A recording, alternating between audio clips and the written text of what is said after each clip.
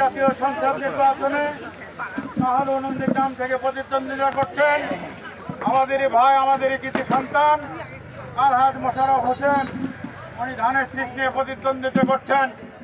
আমরা সকল কর্মীদের বলতে চাই, নন্দীগ্রামের কৃতি সন্তান, উনি সংসদ সদস্য ছিলেন।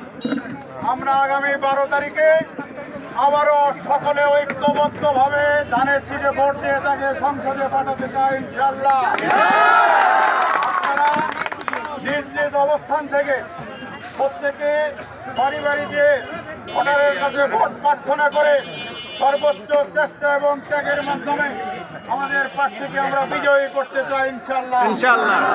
আপনারা জানেন আমাদের চেয়ারপারসন বেগম খালেদা জিয়া, যিনি ইতিমধ্যে ইন্তেকাল করেছেন, আমাদের ছেড়ে এতিম করে চলে গেছেন, তার রুহের মাগফিরাত কামনা করছি।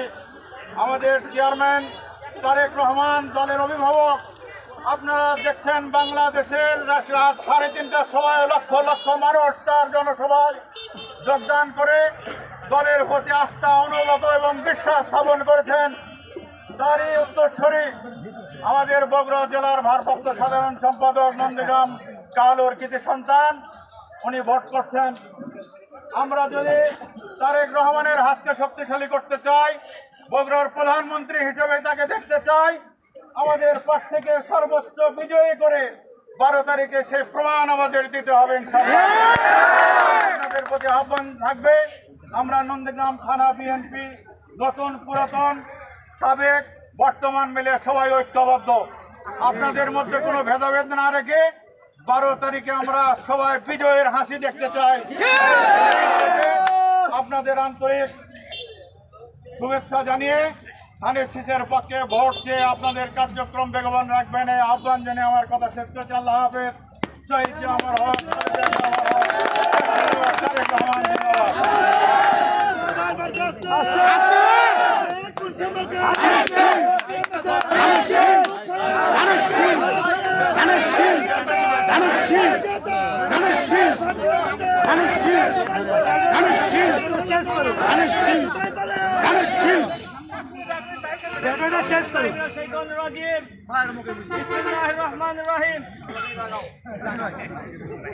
আজকের এই পৌরসভার সম্মানিত সভাপতি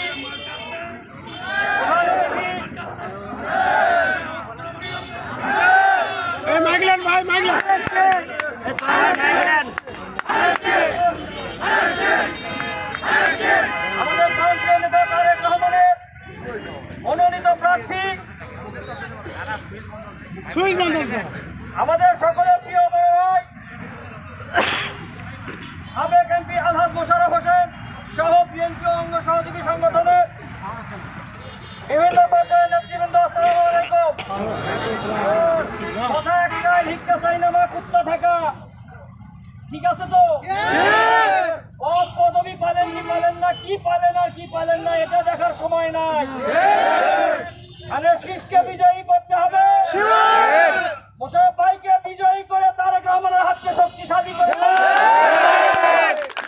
এটি আমাদের এখন মূল এজেন্ডা। এই এজেন্ডা বাস্তবায়ন করবার জন্য আমাদের সকল ভেদাভেদ ভুলতে হবে। সেই এজেন্ডাকে সামনে রেখে প্রবীণ এবং নবীন সকলে একত্রিত হয়ে একসাথে কাঁধে কাঁধ মিলে সকল ভেদাভেদ ভুলে ধানের শীষের পক্ষে কাজ করছে।